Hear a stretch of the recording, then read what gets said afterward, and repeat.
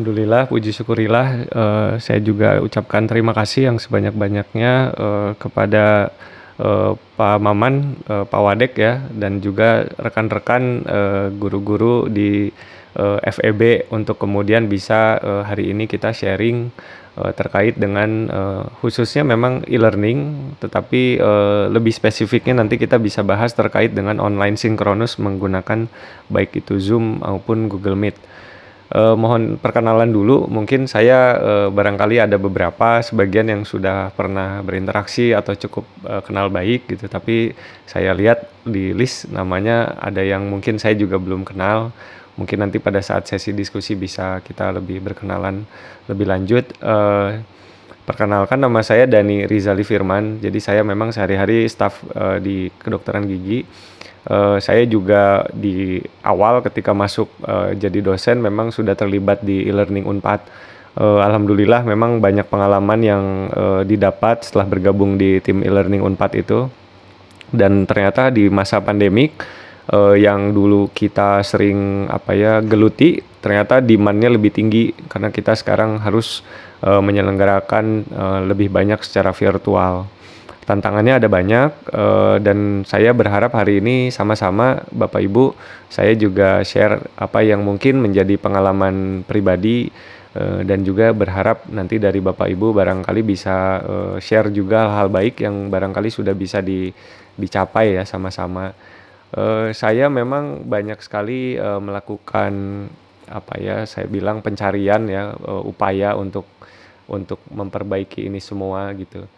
Eee saya juga, sebetulnya di sini, ya kurang lebih awalnya, terbata-bata lah Bapak Ibu, waktu pandemik ini meskipun saya udah sering e-learning, tapi situasinya ternyata tidak seperti yang semula ya. Kalau semula kita ada keterbatasan di e-learning, kita bisa ketemu sama mahasiswanya. Jadi, ini merupakan suatu proses tersendiri ya buat saya. Sebentar Bapak Ibu, saya siapkan dulu ini slide-nya.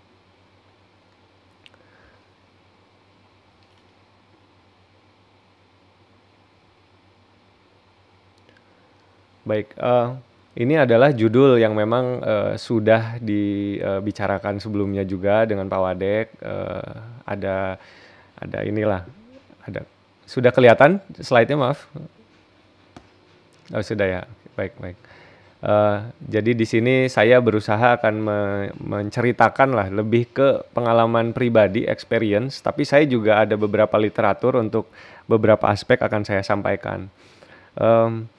Di sini saya akan menyampaikan 5 hal saja. Ada tahap pertama, ini ada yang sifatnya lebih ke aspek fundamental ya. Kadang ada yang bilang ini agak-agak filosofi gitu atau pedagogik. Nanti sama-sama kita bahas apa sih yang menjadi first thing first-nya. Yang kedua tentang learning contract strategy. Yang ketiga tentang bagaimana kita meningkatkan virtual presence kita. Kalau di kelas kita bisa baik itu kita menyiapkan penampilan gitu, intonasi, atau tayangan, itu kan sebetulnya presensi kita juga penting gitu. Nah, tetapi sekarang kita virtual, bagaimana nih kita boost up virtual presence kita. Selanjutnya yang keempat adalah opsi-opsi untuk melakukan pembelajaran secara interaktif melalui virtual. Dan yang terakhir adalah mengeksplor beberapa alternatif dalam teknik presentasi. Tapi untuk poin 5, saya tidak akan menyiapkan slide khusus, ini langsung saja saya demonstrasikan. Ini adalah alternatif dalam teknik presentasi yang selama ini atau belakangan ini sering saya gunakan. Sebagai contoh di sini saya tidak melakukan share screen sebetulnya, ini betul-betul direct dari video yang saya combine dengan slide. Jadi ini memberikan opsi lainnya. Nah, untuk gambar Bapak Ibu di sini bisa lihat ya, meskipun di sini jarinya ada 5, tapi dari satu jari ini ada 5 lagi biasanya, atau beberapa lah saya bilang, suka beranak pinak memang. Tapi saya mencoba dulu, mudah-mudahan Bapak Ibu di sesi yang terbatas ini 2 jam, kalau dikasih terlalu banyak, biasanya nggak ingat ataupun nggak ada yang ngena ya. Saya berharap ini dibuat simple dulu gitu. Jadi kalau ditanya nanti, hari ini kita bahas apa ya? Ya ada 5 lah, minimal 5-nya ingat. Terus 5-nya apa aja gitu. Nah, mudah-mudahan nanti kita bisa ingat dan bisa explore satu-satu. Oke, ini gambaran dulu Bapak Ibu, hasil setelah berbulan-bulan WFH di rumah itu jadi studio. Jadi, istri saya sempat ngomel-ngomel, di awal karena, sering datang ada paket gitu, ada kiriman dari toko online. Satu 2 3 beberapa, device atau kabel gitu. Kalau kata anak saya yang kecil, "Kabel-kabel lagi," katanya. Tapi ternyata alhamdulillah sekarang karena istri saya juga, ngajar, eee, ternyata sekarang setiap mau ngajar, rebutan. Jadinya, pengennya di studio mini yang sebenarnya ini di kamar tidur kita gitu, Bapak Ibu. Nah jadi, ya kurang lebih ternyata dengan situasi yang, seperti ini ada hal yang bisa kita tingkatkan. Kalau biasa di kelas kita upayanya, seperti biasa, nah ternyata secara virtual ini, tidak biasa. Saya sampai harus belajar dari YouTuber, saya sampai belajar dari pemain game online untuk bisa, melakukan setup seperti ini. Jadi nanyanya bukan sama dosen malah Bapak Ibu, ini yang menarik. Nanti kita bisa bahas lebih, detail terkait setup yang, ada di gambar ini. Selanjutnya, terkait first thing first. Jadi Bapak Ibu ini adalah hal yang menurut saya, pokok ya. Jadi kalau kita lihat di sini saya ada ilustrasi, di kolom kiri yang warna kuning, ini, ada students at home Bapak Ibu. Jadi kemudian di kanan ini kita ya, dosen-dosen di rumah. Biasanya kita waktu tatap muka ketemu di kampus di situasi normal. Nah, saya punya, cara pandang Bapak Ibu, sebetulnya baik situasi sebelum pandemi ataupun sekarang saat pandemi gitu, terkait, unsur inti dalam proses, pendidikan sebetulnya tidak berubah, masih strukturnya sama. Sebagai contoh, ada capaian pembelajaran, ada substansi materi bahan ajar, ada aktivitas pembelajaran, ada delivery method, ada assessment, ada evaluation. Ini persis sama semuanya perlu tetap kita, upayakan. Apa yang menjadi pembeda? Karena sekarang kita berjarak antara mahasiswa dan dosen, di sini saya ingin mengilustrasikan di kolom yang kiri, ini yang di sini ini adalah, student. Sedangkan yang ini adalah, dosen. Saya ingin menyampaikan bahwa sebelum kita berbicara, karena di awal saya menunjukkan ada studio di rumah, itu hal-hal yang sebetulnya menurut saya itu sebetulnya masih, berupa gimmick, sesuatu yang tidak menjamin kualitas atau proses pendidikan kita untuk mencapai capaian pembelajaran itu tercapai. Jadi kita udah punya studio, kualitas video bagus, audio bagus, tapi itu semua sebetulnya tidak menjamin. Lagi-lagi di sini masih ada unsur, pedagogik yang perlu saya kupas di awal. Nah terkait, dengan ilustrasi ini mungkin terlihat kompleks, tapi saya akan coba jelaskan, pelan-pelan. Pertama di sini, di titik paling awal, saya tulis di sini CPD. CPD ini singkatan, kalau untuk mahasiswa saya bilang Continuous Personal Development. Kemudian di sini ada motivasi, kemudian di sini ada personal responsibility, plus di sini ada learning skills. Bisa dibayangkan Bapak Ibu, kalau kita kuliah tatap muka waktu di kampus, kira-kira unsur-unsur ini masih diperlukan juga tidak? Hemat saya sih sama sebetulnya, baik itu motivasinya, personal responsibility-nya, learning skills, itu sebetulnya mereka harus ada di kadar atau ada di level memang, di kadar yang memang cukup sehingga mereka dianggap sebagai orang dewasa, bukan lagi sebagai anak-anak yang selalu harus disuruh untuk belajar. Nah sekarang kita bergeser ke virtual.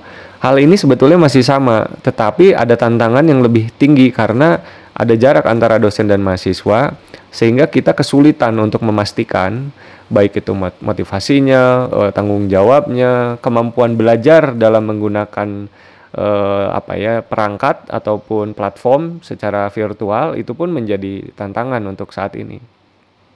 Namun saya bisa, menitik beratkan bahwa sebelum kita berangkat nanti ke layer-layer yang berikutnya, yang ini, karena layer-layer berikutnya itu terkait ada, pengetahuan sebelumnya, ada hardware dan software, ada kemampuan ICT, ada infrastruktur, misalnya tempat yang nyaman, koneksi internet, dan juga listrik. Itu semua sebetulnya memang menjadi required sekarang, menjadi wajib. Tetapi yang super wajib di awal adalah di awal saya bisa simpulkan sebetulnya ya ini yang di awal, motivasi, personal responsibility dan learning skills. Saya bisa mengasumsikan begini Bapak Ibu. Ada 2 orang mahasiswa ketika yang satu hanya diberikan rekaman video, yang satu menggunakan online sinkronus seperti menggunakan Zoom untuk kuliah gitu. Sebetulnya secara substansi itu bisa sama, tetapi secara interaksi itu bisa berbeda. Namun saya bisa sampaikan asumsinya adalah jika mahasiswa yang menyaksikan video memiliki motivasi lebih tinggi, personal responsibility lebih tinggi, learning skill lebih tinggi, dan mampu mencari referensi lainnya setelahnya, jadi ada inisiatif yang lebih, ini bisa kita asumsikan yang bersangkutan akan mencapai capaian pembelajaran lebih sukses dibanding melalui Zoom, tapi pada saat Zoom mahasiswanya misalnya tidak perhatian, tidak mengikuti secara komprehensif, tidak melakukan pembelajaran lanjutan setelah sesi, ini semua menjadi sia-sia. Jadi saya hanya ingin menitik beratkan dulu sebelum saya cukup lari ya, saya akan menyampaikan memang hal-hal yang memang praktis yang memang saya lakukan.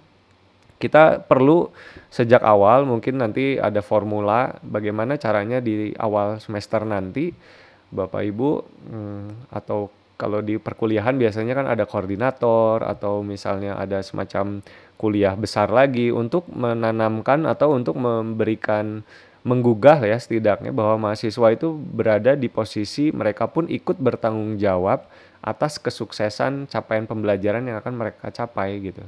Jadi saya pikir ini menjadi resep dasar. Tanpa itu semua kita akan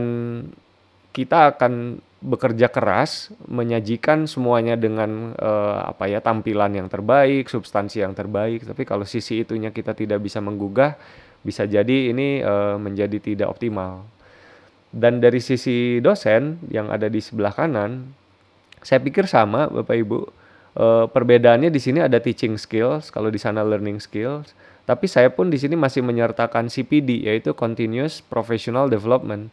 Jadi dalam rangka CPD hari ini Bapak Ibu di FEB akan istilahnya refresh ya terkait dengan teknik untuk online sinkronus. Ini bagian dari proses CPD gitu.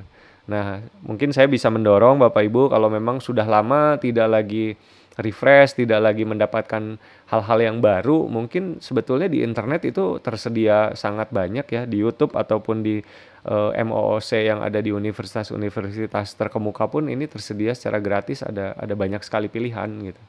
Tinggal memang kita perlu mengingatkan barangkali kalau dalam satu departemen atau dalam satu bagian ada beberapa dosen yang mungkin perlu didampingi atau didorong agar kita bisa berangkat sama-sama untuk mempersiapkan itu semua. Nah, ini mungkin menjadi PR bersama, tidak hanya di FEB, ini rasanya kita semua di Unpad punya peran di sana. Selanjutnya di sini saya akan melanjutkan dengan aspek-aspek lainnya. Namun saya juga mengingatkan ini PR kita bersama juga bahwa dengan virtual sepertinya kebutuhan yang di bawah ini terkait online library access, online learning platform, dan juga online mentoring atau tutoring support ini perlu kita perkuat. Karena memang situasinya berbeda. Kalau dulu mahasiswa bisa datang ke perpustakaan physically bisa mendapatkan buku, sekarang memang semuanya harus tersedia secara online. Nah, apakah kita sudah siap menyediakan akses tersebut? Apakah ternyata selama ini mahasiswa kesulitan dalam mendapatkan referensi? Nah, ini juga hal yang menurut saya perlu kita kuatkan. Selanjutnya LMS atau Learning Platform. Selama ini mungkin kita lebih sering menggunakan Live Unpad ACID atau Google Classroom. So far sih menurut saya itu sudah sangat ideal, sudah sangat cukup. Kita tidak perlu lagi mencari hal-hal yang mungkin ya seringkali kepuasan itu memang sering tidak ada ujungnya ya. Kita pengen selalu yang lebih user friendly, kita pengen yang lebih serba otomatis. Kalau bisa ada ujian, esai gitu masuk yang nilainya juga keluar. Tapi kan itu hal-hal yang justru kita jadi esensi untuk proses yang sebenarnya jadi hilang gitu sebetulnya. Jadi kita optimalkan saja platform yang sudah ada. Saya pikir rumus terbaik untuk mengoptimalkan tuh bukan di hardware atau bukan di softwarenya, tetapi lebih ke bagaimana kita cara mengoptimalkan yang sudah ada tersebut.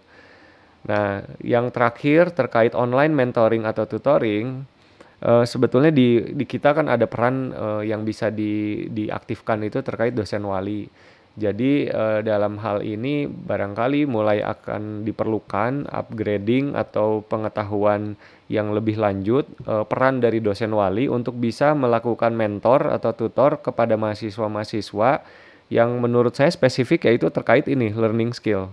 Jadi bagaimana mereka bisa kemudian agile, mereka bisa adaptif dengan perubahan-perubahan yang ada, sehingga secara substansi mereka mendapatkan dari dosen-dosen pengampunya, tetapi secara metode belajar itu bisa diperoleh melalui pendampingan baik oleh dosen maupun oleh kakak tingkat. Menurut saya ini menjadi hal yang sangat perlu difasilitasi.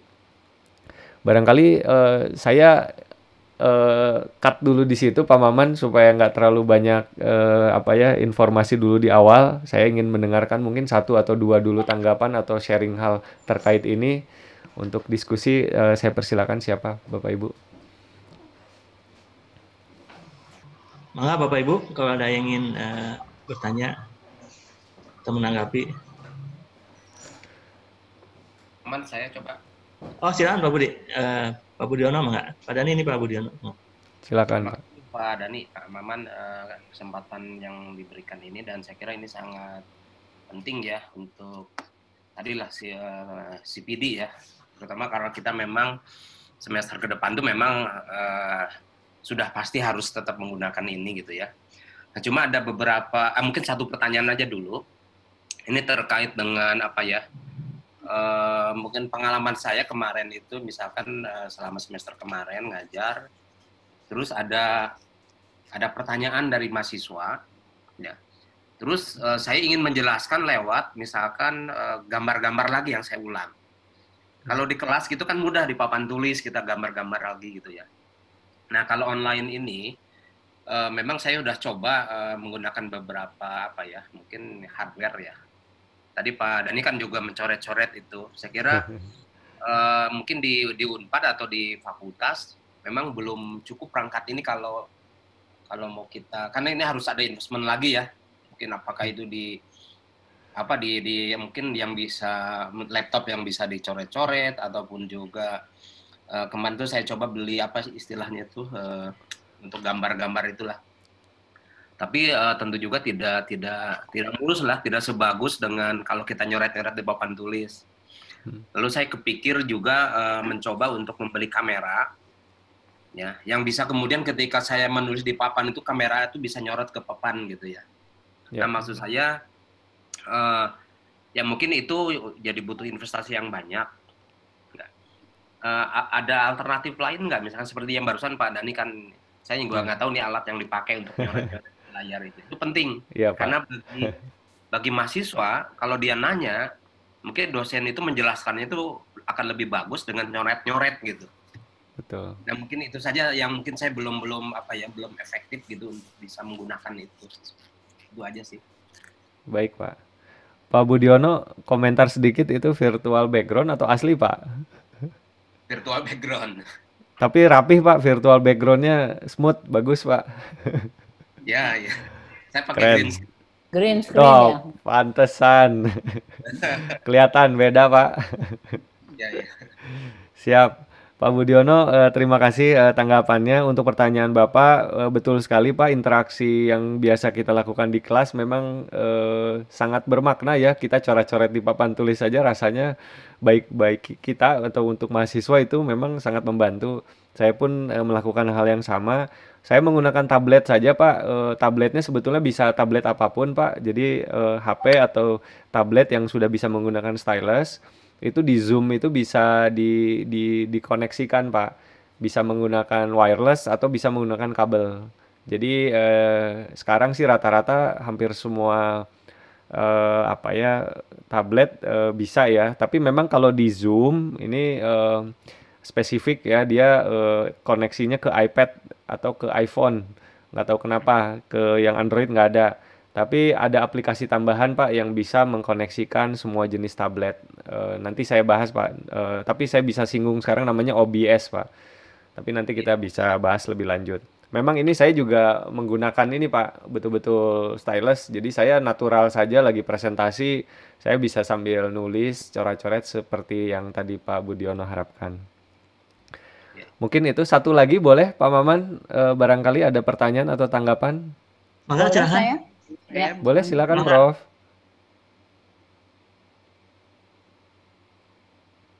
Oh ya Bu Hilmi, mangga. Ya. Tamang Bu Hilmi, mangga. Alhamdulillah. Ya, mau nanya nih, apa namanya, sama dengan Pak Budiono. Masalahnya ya peralatan saya ya hanya segitu-gitunya gitu. Biasanya saya maininnya hanya mainin kursor gitu ya, diputer-puter aja si kursornya gitu ya.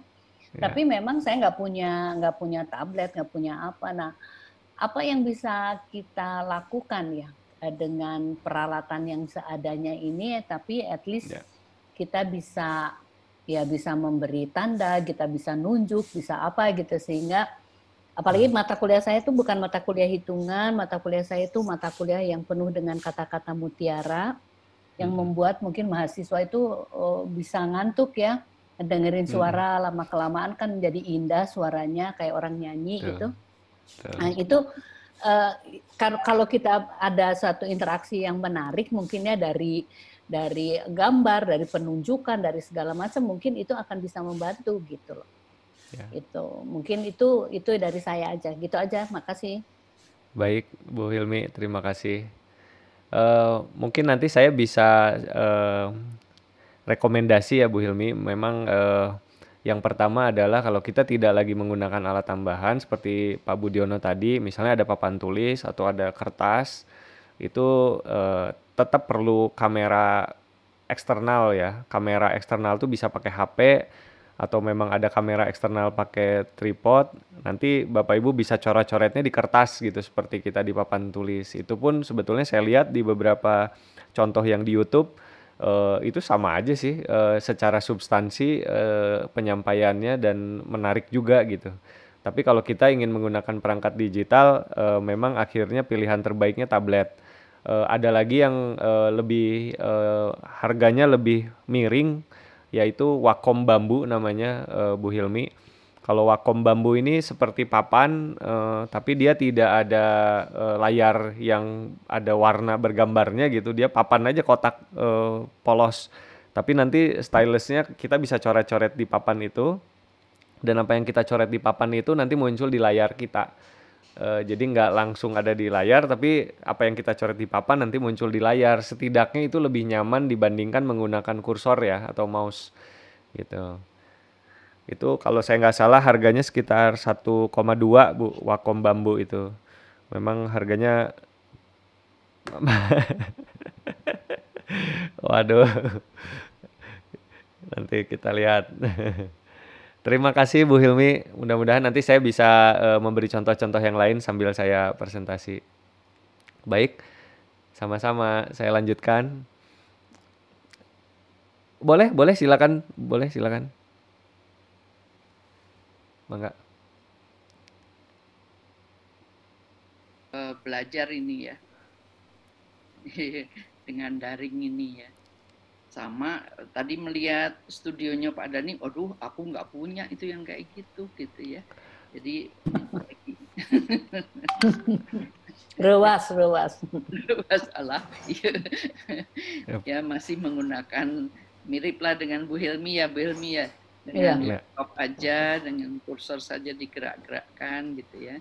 Tentu punya mimpi sih ya, mungkin salah satu ruang di rumah gitu ingin direnovasi, tapi ya kita tunggu aja nanti rezeki. Nah, baik, tadi senang sekali ya mendengar dari Pak Dani, saya kira sangat penting. Juga tadi Pak Dani mengingatkan peran dari pembimbing ya, pembimbing. Nah, saya ini udah agak lama ya tidak bimbing ya sebagai dosen pembimbing, hanya pembimbing skripsi, tesis dan disertasi ya, karena udah lewat mungkin waktunya ya. Nah Dosen wali. ini iya dosen wali ya, wali ya sudah lama tidak ditugasi itu.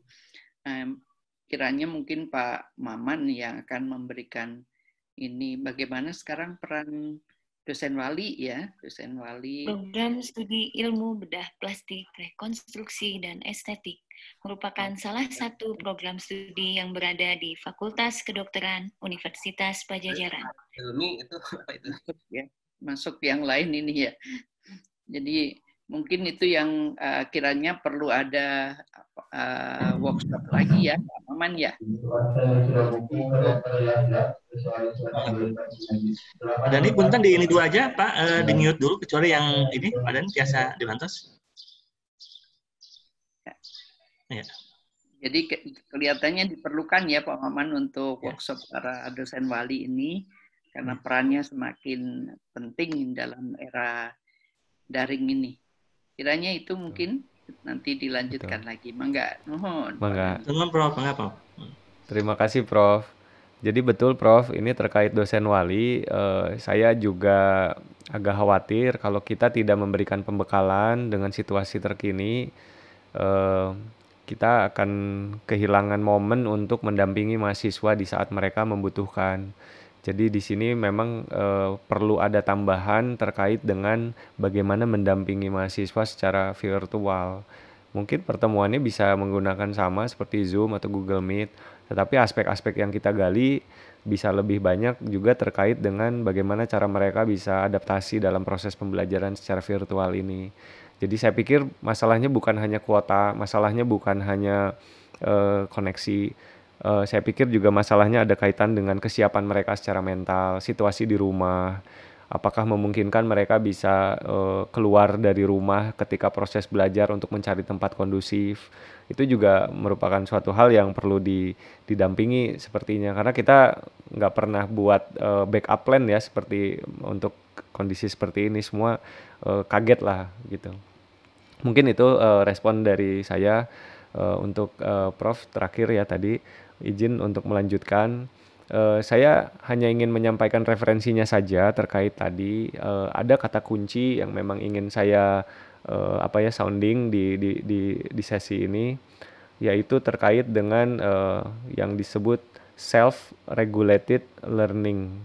Jadi Bapak Ibu, kalau kita bisa menggugah mahasiswa untuk menjadi self-regulated learner, ini sebetulnya apapun nanti kendala yang akan dihadapi itu akan menjadi tidak terlalu besar, tidak dibesar-besarkan juga. Mohon maaf nih, sampai sekarang masalah kuota aja itu sebetulnya menurut saya overblow up gitu. Saya sendiri menggunakan kadang saya juga menggunakan mobile data. Itu kalau di Telkomsel itu sebetulnya kalau per hari kita mau pakai ketengan untuk conference gitu, ada Rp3.000 itu sebetulnya bisa mendapatkan 2 giga. 2 giga itu sebetulnya korelasinya kalau misalnya dipakai Zoom meeting, menurut saya itu bisa sampai 4-5 jam, bahkan bisa sampai 6 jam. Hanya dengan Rp3.000 dibandingkan waktu mereka datang ke kampus, ada ongkos, ada jajan, ada biaya kos, itu sebetulnya jauh lebih tinggi gitu. Jadi tetap yang nanti kita dorong adalah jangan terus tergerus oleh situasi yang seolah-olah itu menjadi super kendala gitu ya. Kita coba arahkan mereka untuk mulai menjadi self-regulated learner. Jadi ini ada jurnalnya Bapak Ibu, jurnalnya systematic review. Jurnalnya ini jurnal membahas kemampuan mahasiswa belajar meregulasi dirinya sendiri, mengatur dirinya sendiri, dan yang digunakan itu MOOC. MOOC itu salah satu jenis e-learning yang memang tidak ada kewajiban untuk mahasiswa ikut course itu, seperti konsep kampus merdeka sebetulnya. Nah, ternyata dari systematic review ini menarik, apa yang kemudian bisa kita mungkin ambil ya. Di sini pertama saya ingin memberikan gambaran ada 3 hal untuk bisa melakukan self-regulated learning. Dan mohon ini juga bisa dianggap proses ini juga bisa dilakukan oleh para dosen. Yang pertama adalah ini, forethought phase, yaitu adalah kemampuan untuk mengetahui suatu tujuan, kemudian melakukan strategi bagaimana mencapai tujuan tersebut, diiringi dengan adanya motivasi, ekspektasi atau interest atau passion, itu akan menjadi satu formula di awal. Jadi ini yang pertama Bapak Ibu. Yang kedua, setelah mahasiswa atau kita pun dosen, setelah kita sudah kuat di yang nomor 1, kita baru berlanjut ke yang nomor 2, yaitu kita akan senantiasa setiap kita beraktivitas, kalau dosen mengajar, kalau mahasiswa belajar, itu memiliki self control dari sisi performance-nya. Jadi apakah kita misalnya time management-nya, terus bagaimana kita mempelajari sesuatu, apakah kita bisa sendiri atau selalu dibantu, atau bagaimana cara kita mendapatkan bantuan. Itu semua hal-hal yang terjadi di saat proses, harusnya kita aware terhadap situasi itu, gitu, sehingga kita bisa mengukur atau bisa melakukan selanjutnya yang disebut dengan yang tahap ketiga ini adalah refleksi. Jadi refleksi ini kita kemudian bisa menemukan apa yang sudah baik, yang sudah kita lakukan. Bahasa Inggrisnya biasanya disebutkan what went well, tetapi juga kita eksplorasi what went wrong, apa yang mungkin belum optimal.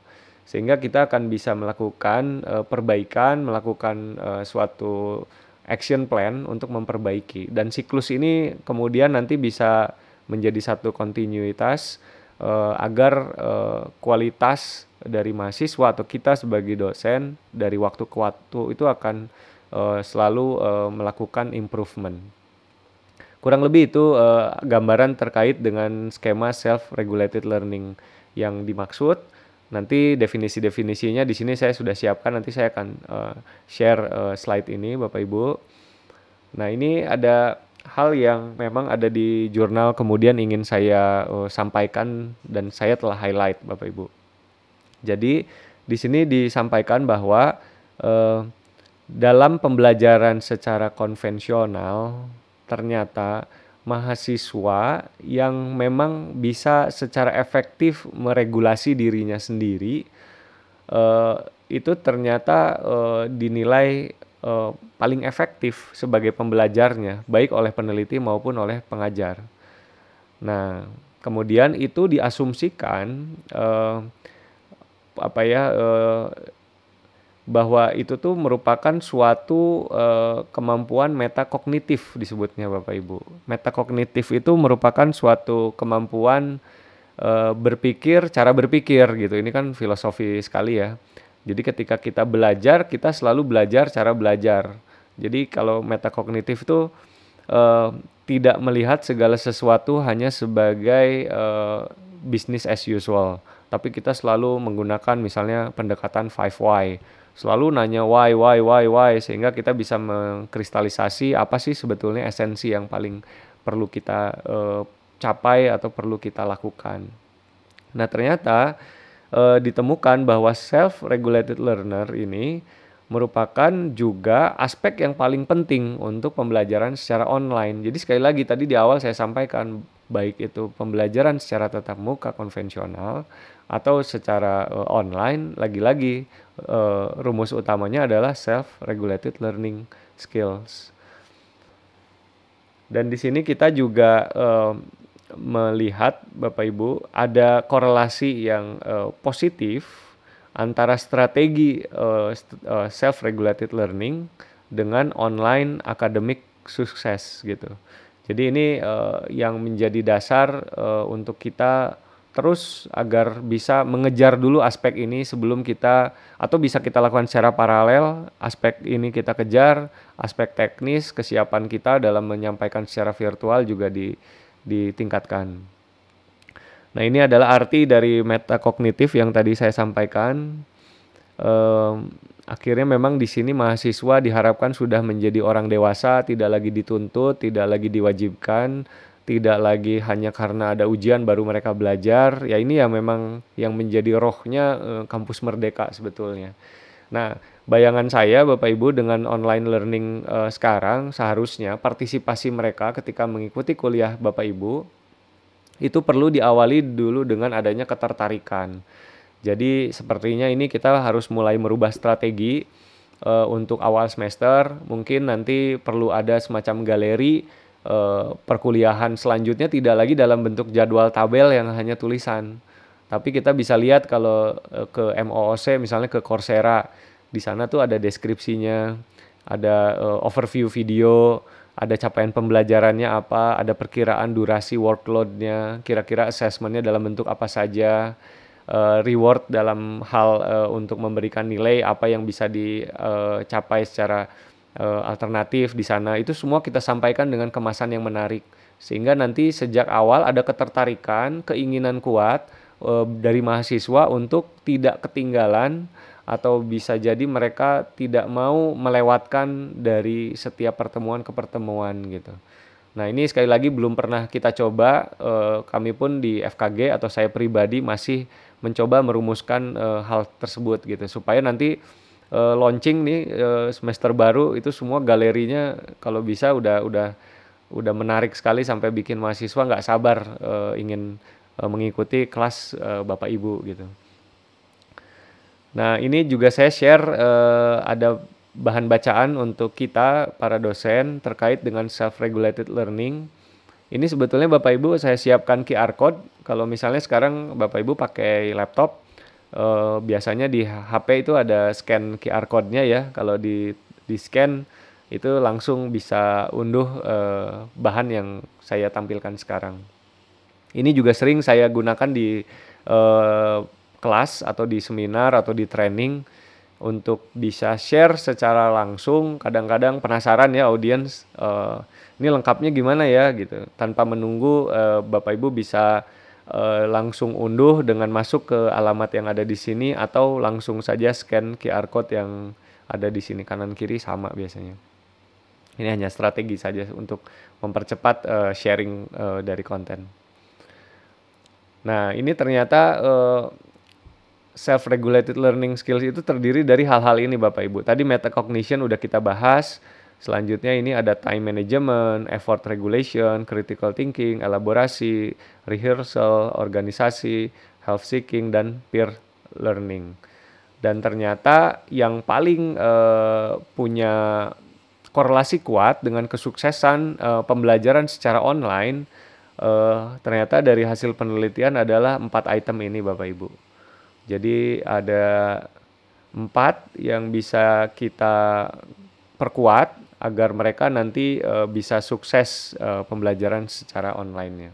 Jadi ada metakognisi, ada time management, effort regulation, dan critical thinking. Nah, di sini saya ingin menyampaikan bahwa ternyata kita sebagai dosen sebetulnya menjadi role model. Dosen juga perlu menerapkan self-regulated learning skills. Kita bisa melakukan upgrading atau refresh terkait dengan substansi ataupun terkait dengan delivery method.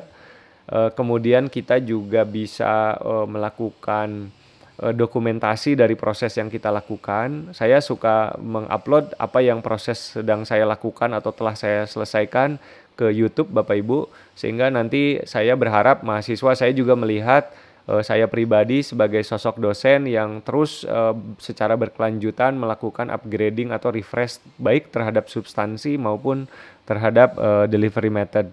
Mudah-mudahan seperti kata pepatah ya, yang saya lupa ya guru, saya lupa ya, tapi yang istilahnya kalau guru itu memberi contoh, ya nanti muridnya kurang lebih akan mengikuti seperti apa yang dijadikan role model. Gimana Pak Maman? Saya takut salah. Ya itu betul. Tadi saya takut salah ngomong. Nuhun Pak Maman. Nah, jadi kita perlu mengawali, kita tunjukkan gitu. Bapak Ibu juga nggak mudah untuk bisa menyelenggarakan pembelajaran online. Misalnya sampai tadi harus investasi, harus nyulap suatu sudut di rumah menjadi nyaman gitu, menjadi kondusif. Bisa jadi mahasiswa pun tergerak ya. Saya pikir keluhan-keluhan yang muncul selama ini bisa jadi mahasiswa belum tergerak saja. Seharusnya mereka pun melakukan upaya yang kurang lebih sama dan tidak selalu harus berkorelasi dengan uang atau investasi yang mahal. Sebetulnya ada upaya-upaya yang bisa tetap dilakukan tetapi lebih terjangkau. Mungkin itu yang bisa saya sampaikan di pendahuluan sebagai first thing first. Mudah-mudahan Bapak Ibu bisa menyerap atau bisa juga nanti sharing terkait apa yang barangkali Bapak Ibu sendiri yang sudah melakukan. Nah, saya lanjut dulu ya. Ini terkait learning contract strategy. Nah, saya kan tadi ada 5. Nah, ini yang kedua Bapak Ibu. Untuk learning contract strategy, sebetulnya ini hal yang kita biasa sampaikan ya di pembelajaran secara konvensional juga. Kita punya silabus, terus kita biasanya ada perjanjian lah dengan mahasiswa terkait dengan proses yang akan ditempuh dalam satu semester. Nah, saya ingin menyampaikan hanya poin demi poin saja, nanti kita lebih banyak diskusi. Rekomendasi saya yang pertama adalah lakukan ini Bapak Ibu, asynchronous session before the synchronous session. Jadi ini seperti sekarang, ini kita disebutnya synchronous session. Untuk blended learning, untuk bisa mengoptimalkan online learning, kita perlu mengkombinasikan antara asinkron dan sinkron. Asinkron itu begini caranya. Kita buat Google Classroom sebagai contoh. Di sana ada bahan ajar, di sana ada misalnya kasus atau bisa ada video, bisa ada tugas yang kurang lebih di sana akan ada korelasinya dengan pembelajaran yang akan mereka peroleh di saat sesi sinkronus. Nah, selain itu juga kita bisa saya bilang sih pemanasan ya, warm up ya. Sehingga mahasiswa tuh nanti jangan sampai pada saat mendengarkan kuliah perdana melalui Zoom mereka masih belum connect gitu. Mereka masih nggak ada bayangan sebetulnya ini akan belajar apa gitu. Nah, sebaiknya kita warm up-nya di asinkronus, dan itu sah-sah saja Bapak Ibu. Kalau kita ingat SKS, ada 3 komponen ya SKS itu. Ada SKS-nya itu untuk tatap muka, jadi katakanlah satu SKS ya, ada 50 menit atau 60 menit tatap muka, kemudian ada tugas terstruktur dan juga ada belajar mandiri. Nah, kita tugas terstruktur yang di 60 menit di awal itu melalui asinkronus. Sehingga nanti pada saat sesi sinkronus seperti ini, yang terjadi adalah prior knowledge atau pengetahuan awalnya mahasiswa itu sudah terbangun. Sehingga kualitasnya pada saat kita Zoom atau Google Meet bisa lebih banyak diskusi. Menurut saya itu lebih bagus dibanding di awal Zoom atau Google Meet Bapak Ibu presentasi satu arah gitu. Akhirnya nanti kecenderungannya mereka hanya nonton pasif. Kalau yang mau interaktif ya mungkin hanya khusus buat mahasiswa yang memang punya inisiatif interaktif. Tapi overall rata-rata mayoritas tidak. Nah, oleh karena itu lebih baik kita tuker gitu supaya ini bisa lebih interaktif pada saat sesinya. Nah, ini sebaiknya di learning contract disampaikan Bapak Ibu. Termasuk juga misalnya di sini ada minimum quiz. Nah, jadi minimum quiz score supaya kita bisa memastikan secara pengetahuan, secara kognitif apakah mereka sudah membaca, seberapa jauh apa yang mereka sudah baca. Mungkin sederhana saja kita buat multiple choice questions dengan nilai minimal misalnya 75. Kalau misalnya belum sampai 75 boleh diulang. Meskipun kenyataannya mereka sambil open book atau mereka bisa diskusi sama antar teman. Kita bisa abaikan dulu proses seperti itunya, tapi setidaknya mereka sudah terpapar, sudah terekspos. Dan nanti pada saatnya sesi sinkron mereka sudah ada di level prior knowledge yang sudah kita level up gitu. Tidak lagi di level prior knowledge yang 0. Harapannya begitu. Yang keempat adalah munculkan silabus dalam tahap awal ini yang mencantumkan keseluruhan informasi yang memang diperlukan seperti capaian pembelajaran, lesson plan, timeline, dan juga assessment. Ini menjadi hal yang penting, jangan sampai Bapak Ibu misalnya pertemuan pertama mahasiswa tidak mengetahui sebetulnya ini capaian pembelajarannya apa. Meskipun Bapak Ibu bisa saja sampaikan dalam presentasi, tetapi dalam rangka self-regulated learning skills, kita perlu geser ini semua untuk kemudian dibaca perlahan oleh mahasiswa untuk mereka bisa sikapi, dan kita bisa mendorong mereka untuk mempersiapkan agar nanti pada saat proses pembelajaran secara sinkronus, mereka sudah terlihat lebih siap dibandingkan hanya siap sebagai passive learner. Mudah-mudahan mereka siap sebagai active learner. Dan yang terakhir adalah munculkan versi draft dari learning contract. Berikan kesempatan kepada mahasiswa untuk memberikan opininya atau pendapatnya. Kemudian selanjutnya disetujui oleh kedua pihak. Jadi terkait misalnya tentang reward and punishment, misalnya boleh nggak kalau kita sedang Zoom meeting kameranya dimatiin gitu. Boleh nggak misalnya kita kalau misalnya bicara gitu menggunakan bahasa informal gitu. Ini silakan Bapak Ibu yang punya cara punya pendekatan yang tentunya unik, masing-masing bisa beda, tetapi ada baiknya dalam rangka membangun personal responsibility dari mahasiswa, kita perlu awalnya memberikan kesempatan untuk mereka melakukan atau memberikan pendapat atau mengusulkan apapun yang dirasakan untuk meningkatkan proses ke depan. Kita buat sama-sama learning contract-nya gitu. Tetapi draftnya sebaiknya dimulai dari Bapak Ibu. Nah, ini mungkin jarang dibahas Bapak Ibu. Biasanya kalau kita bicara e-learning langsung loncat. Kalau Zoom, gimana caranya kita share screen, gimana caranya kita interactive presentation, ya itu oke, itu sangat diperlukan. Tetapi saya merasa ini jauh lebih penting untuk di awal kita bisa siapkan dulu gitu. Silakan Bapak Ibu mungkin untuk yang poin kedua ini learning contract strategy, saya mohon ada diskusi dulu. Ini juga saya dalam usaha untuk memastikan engagement, jangan sampai saya dari tadi misalnya bicara sendiri gitu. Silakan barangkali ada yang mau bertanya dulu. Silakan.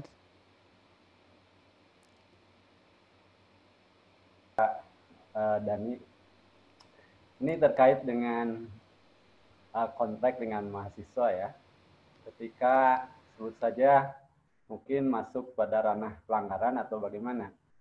Kalau dalam memberikan soal ujian dalam bentuk essay untuk mencoba menggali pola pikir mahasiswa, bagaimana mereka mengungkapkan satu pemikiran, ini cukup banyak yang jawabannya itu copy paste gitu dari Google gitu. Dan itu ketahuan lah, gaya penulisannya kan berbeda. Sebenarnya yang diharapkan adalah pemikiran sendiri gitu. Walaupun mungkin pembuatan kalimatnya tidak terlalu memadai, tapi akan merasa sangat memadai kalau itu berasal dari pemikiran sendiri, bukan copy paste. Ini bagaimana kira-kira Pak Dani menghadapi kondisi seperti ini gitu sebelum kejadian gitu. Terima kasih. Terima kasih Pak Yunizar. Ini pertanyaan yang cukup sering ditanyakan juga Pak terkait integritas akademik ya. Ini kita perlu ada ketegasan, ada enforcement. Saya pikir ini bermula dari ketidaktegasan baik di perkuliahan atau di prodi. Seringkali akhirnya ini menjadi hal yang dianggap biasa oleh mahasiswa. Mereka tidak takut, mereka tidak menganggap ini menjadi pelanggaran yang berat. Jadi dengan pelaksanaan pembelajaran secara virtual, saya melihat untuk aspek profesionalisme, salah satunya bisa kita nilai dari tugas dengan menulis esai dan kemudian kita lihat periksa originalitasnya. Sebetulnya secara aplikasi yang paling bagus tetap Turnitin ya Pak. Tetapi kita perlu ada tahap lanjutan. Misalnya kalau pakai Live Unpad ACID, selama plugin Turnitinnya sudah dikombinasikan, itu bisa lebih cepat prosesnya. Tetapi di Google Classroom sekarang Pak, assignment itu sudah ada Pak, originality reports. Tetapi syaratnya mahasiswa mengerjakan tugasnya harus dalam bahasa Inggris, belum bisa dengan bahasa Indonesia. Jadi language detection-nya belum ada di Google Classroom ini, kalau untuk bahasa Indonesia. Nah, sebaiknya di learning contract ini sudah disampaikan Pak, bahwa kaitannya kalau memang sampai terjadi, ini merupakan suatu pelanggaran dan tentunya akan ada konsekuensi. Konsekuensinya ini biasanya tergantung, bisa dibicarakan juga dengan pimpinan di fakultas, sebetulnya untuk memberikan efek jera juga. Tapi di sisi lain kita perlu membekali Pak, mahasiswa maupun dosen. Bisa jadi ternyata mereka ini karena tidak tahu atau tidak bisa gitu. Jadi kita perlu mengajarkan parafrase, kita perlu memberikan mungkin course-course di learning skills, bagaimana melakukan kutipan yang baik, menggunakan aplikasi daftar pustaka, sehingga mereka secara pembekalan sudah diberikan. Nah, tinggal pada saat nanti mereka mengumpulkan tugas ketika masih terjadi, itu sudah bisa kita anggap sebagai kelalaian yang sebaiknya menjadi perhatian agar tidak terulangi. Jadi secara aplikasi, saran saya tadi Pak, antara Turnitin atau assignment di Google Classroom. Dan di situ betul saya sepakat sama Pak Yunizar, kita bisa menilai kemampuan analisis kritis mereka. Lebih baik kita membaca satu demi satu, memang perlu waktu lebih lama, tetapi dibandingkan jenis assessment yang lain yang misalnya hanya multiple choice, dengan esai kita bisa menilai mahasiswa lebih objektif Pak, ininya kemajuan capaian pembelajarannya gitu. Mungkin itu tambahan dari saya Pak. Terima kasih. Ya, terima kasih Pak Dani. Terima kasih Pak Maman. Bertanya Pak. Silakan Bu. Ya. Bu Tetet, Bu Tetet atau Bu Nani? Ya. Mangga, terlangsung saya. Maka siapa dulu? Sultan atau? Sedikit aja Pak. Perebut lah, perebut. Enggak, saya itu tertarik dengan saya nggak tahu Pak Dani pakai kameranya gimana, kok nampaknya seperti 3 dimensi nih Pak Dani. Gimana tuh Siap. Pak caranya? Makasih. Sama-sama.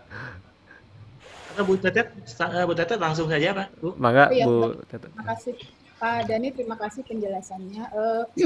Terkait dengan slide yang barusan Pak, tadi kan Bapak mengatakan di slide terakhir asinkronus dulu, lalu mahasiswa diminta diskusi dulu terkait dengan case, baru sinkronus.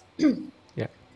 Ya, intinya sih bagus banget lah penjelasan Pak Dani. Nah, cuman saya mau bertanya, saya pernah mendapatkan penjelasan dari yang kuliah online full di luar ya. Jadi kalau dia itu yang sinkronus atau yang pakai Zoom gitu tidak wajib. Tapi kalau di kami kan nggak mungkin ya Pak, tadi penjelasan Pak Budiono juga ada beberapa hal yang perlu kita jelasin gitu kan. Oret-oret saya juga belum bisa. Oret-oretnya gimana kemarin juga baru inilah melihat-lihat gimana sih cara mengerjakan secara aktual gitu ya, oret-oret di layar gitu. Jadi kita perlu sinkronus. Nah, apakah setiap sesi dari 14 sesi itu perlu sinkronus semua? Jadi yang tadi di slide yang terakhir Bapak sampaikan itu memang diterapkan di setiap sesi, atau misalnya ada sesi-sesi di mana mereka memang fokusnya baca gitu, jangan nonton kita menjelaskan. Lalu ada sesi lain, di sesi tertentu kita berinteraksi. Mungkin itu Pak, supaya kita bisa mengoperasionalkan yang tadi Pak Dani sampaikan di slide terakhir. Terima kasih. Baik, terima kasih. Saya izin jawab pertanyaan Bu Tetet dulu ya sebelum Bu Nani. Jadi begini Bu, untuk keputusan apakah kita perlu ada sinkronus setiap sesi, misalnya 14 kali, itu sebetulnya ditentukan oleh berdasarkan analisis apakah capaian pembelajaran bisa dicapai bila hanya melalui asinkronus. Kalau memang bisa dicapai melalui asinkronus, sebetulnya saya setuju sekali Bu, sinkronus itu sebaiknya dikurangi. Karena begini, sinkronus itu secara tidak langsung, baik buat dosen maupun untuk mahasiswa itu jauh lebih berat sebetulnya. Karena kita dalam waktu bersamaan, kita harus real time interaction, dan juga terkait koneksi, meskipun tadi saya bilang seharusnya ini udah tidak jadi masalah kalau kita berupaya persiapan dari awal, tapi kan kita tidak bisa menutupi lah masih terjadi hal tersebut, sehingga betul sekali asinkronus sebaiknya yang lebih banyak. Tapi wasitnya adalah begini Bu, kalau di sana ada capaian pembelajaran berdasarkan analisis biasanya dengan tim teaching, diyakini bahwa ini lebih efektif memang harus sinkronus, lakukan sinkronus, tidak apa. Tetapi kalau memang ada yang bisa dicapai asinkronus, kita distribusikan juga. Sehingga nanti ada durasi total Bu, durasi total sinkronus dan durasi total asinkronus. kalau kita tambahkan keduanya secara bobot SKS juga masih wajar. Karena ternyata ada hasil survei juga yang menyebutkan mahasiswa itu waktu belajar secara virtual itu lebih lelah katanya Bu. Tapi ini juga tentatif ya, sebetulnya tergantung persiapan, tergantung kondisi, dan tergantung tadi self-regulated learning skills-nya juga. Nah, jadi sekali lagi mangga tidak ada rumus baku, tidak ada golden rule atau golden standard, tetapi sebisa mungkin didistribusikan di keduanya. Lebih banyak di asinkronus akan lebih baik sebetulnya. Tapi tentunya nanti bisa ada evaluasi ya untuk perbaikan. Itu mungkin dari saya untuk Bu Tetet. Kalau Sedikit untuk nih, Bu, oh ya silakan boleh Bu, mangga. Pak. Ini kita kan sedang mau masuk awal semester, tiap departemen sedang mengevaluasi silabus ya. Berarti di silabus yang perlu kita lengkapi terkait dengan situasi sekarang online learning ini adalah mengidentifikasi sinkronus asinkronusnya di kebutuhannya di setiap sesi ya Pak ya? Betul, betul. Baik, makasih Pak. Betul. Dan jangan lupa nanti dari pihak prodi harus melakukan perhitungan akumulasi. Jangan sampai mata kuliah A tambah mata kuliah B tambah mata kuliah C, SKS yang diambil oleh mahasiswa ternyata bikin mahasiswa nggak berhenti, nggak tidur gitu.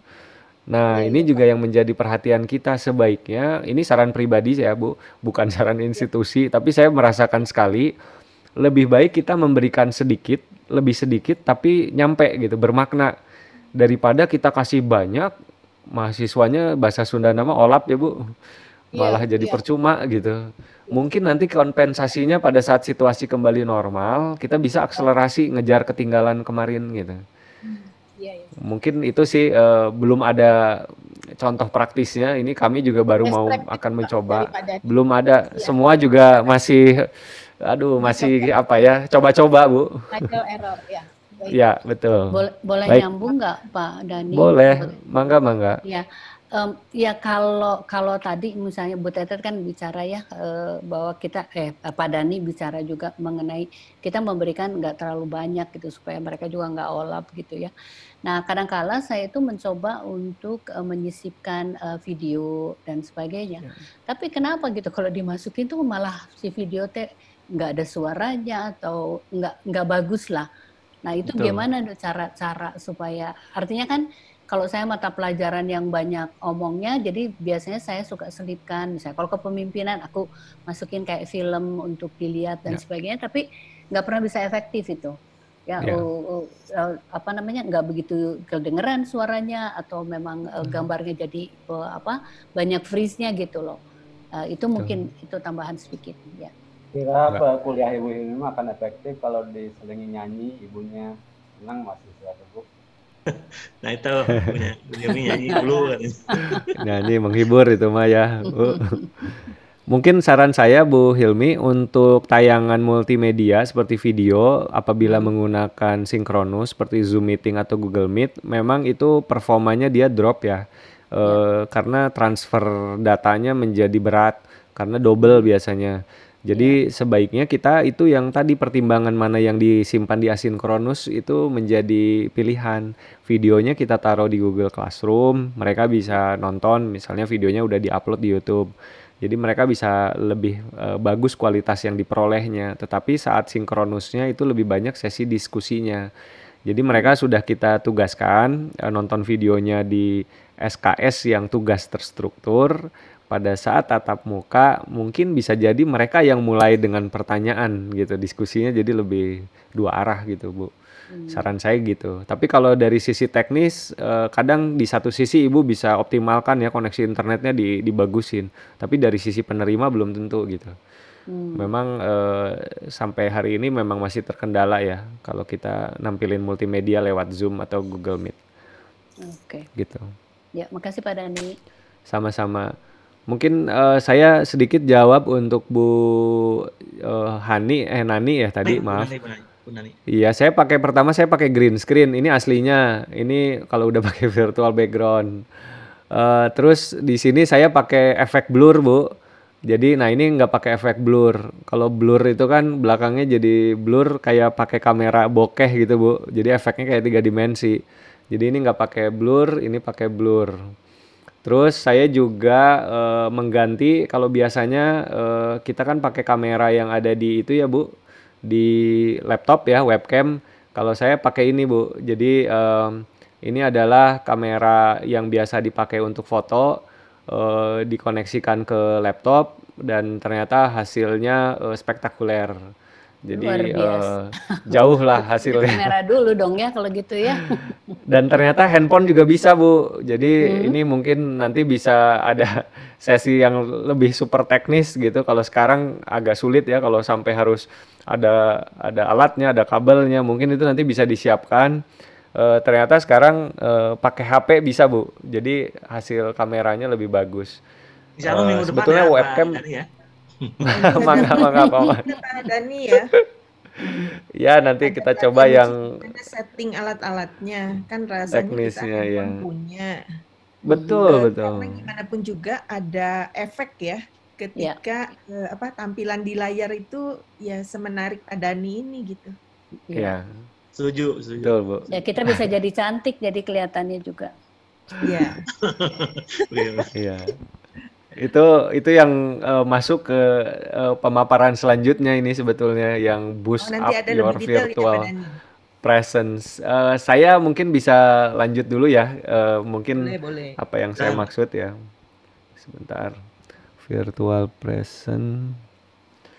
Nah, ini juga saya transisinya Bapak Ibu dari slide ke video ini memang ada yang saya atur. Jadi saya bisa leluasa gitu gonta-ganti angle seperti ini. Nah, selanjutnya ini adalah virtual presence kita seperti tadi kata Bu Nani ya. Perlulah kita penampilannya juga di upgrade. Nah, ini adalah tampilan saya sebelumnya Bapak Ibu. Kalau pakai webcam, kadang kalau ditaruh di bawah kan jadi angle-nya ke atas ya.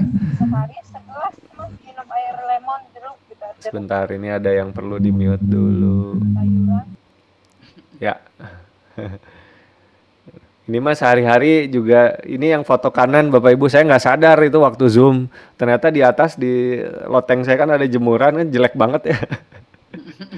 Jadi, lu ulah ngisinkeun lah gitu. Tapi itu terjadi, saya pribadi juga nggak sadar gitu. Bahkan kadang-kadang kalau di kamar belakangnya ada pintu, itu sering digantung baju ya. Terus bajunya juga aneh-aneh gitu kadang-kadang. Mahasiswa juga sama, itu sering saya lihat.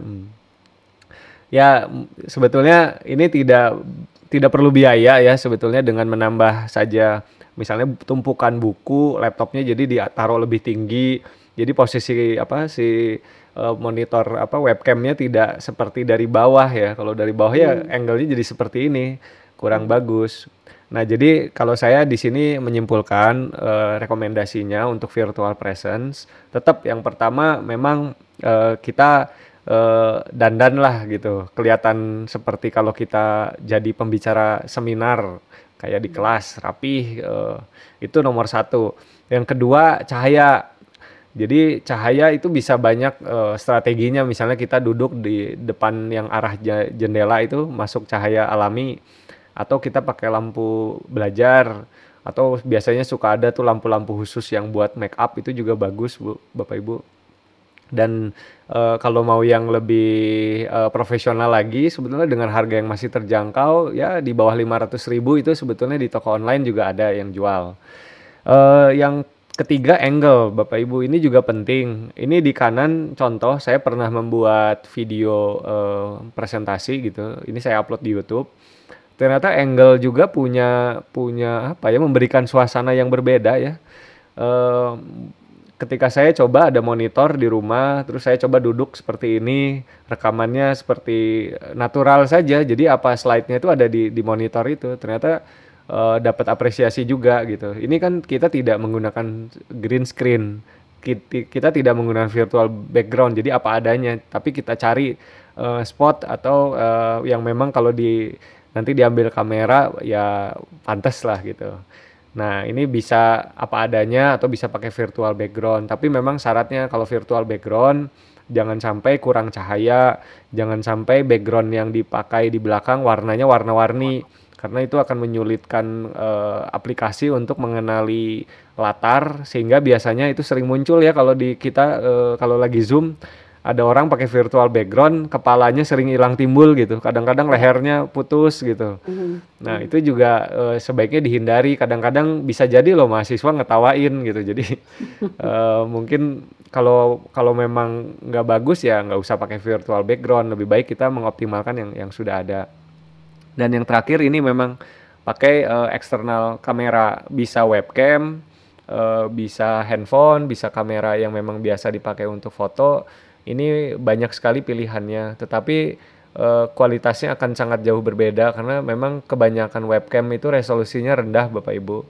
Jadi Bapak Ibu nih udah dandan misalnya ya, udah pakai lampu, substansi penguasaan udah bagus banget, angle bagus, tapi burem gitu ya. Itu juga mahasiswa bisa jadi mereka tidak terlalu interest gitu. Kan mereka dunianya sekarang berjam-jam mereka bisa nonton video YouTube ya. Tapi kenapa misalnya dikasih video kuliah kita atau dengerin Zoom meeting kita mereka jadi kurang semangat. Nah mungkin dengan virtual presence ini nanti bisa kita evaluasi, kita bikin kuesioner sama-sama mungkin. Siapa tahu ini juga bisa menambah ya keberhasilan dalam mencapai capaian pembelajaran. Baik, selanjutnya ini tentang interactive learning activity option. Ya ada banyak sih sebetulnya, tapi saya hanya akan membahas beberapa saja. Yang pertama adalah berbasis kasus, jadi real. Jangan terlalu dibungkus di awal dengan teoritis. Jadi kalau kita berbicara konkret praktis, ya mau tidak mau kita harus suguhkan case base-nya. Dan tadi kalau rencananya pakai asinkronus di awal, bagus sekali kalau Bapak Ibu bisa menampilkan kasus ini didiskusikan oleh mereka, dipelajari oleh mereka, sehingga nanti ketika Bapak Ibu masuk ke aspek teori sekalipun, mereka akan relate gitu, mereka akan lebih engage. Yang kedua, snowball teknik. Snowball teknik ini sebetulnya biasa dilakukan di kelas offline. Misalnya Bapak Ibu punya murid sekitar 40 gitu ya. Biarkan misalnya pertama Bapak Ibu menunjuk satu mahasiswa untuk menyatakan pendapat atau bertanya. Setelah mahasiswa itu, minta mahasiswa tersebut menunjuk temannya yang lain untuk bertanya atau mengutarakan pendapat. Jadi yang nunjuk bukan kita, seperti bola salju jadinya.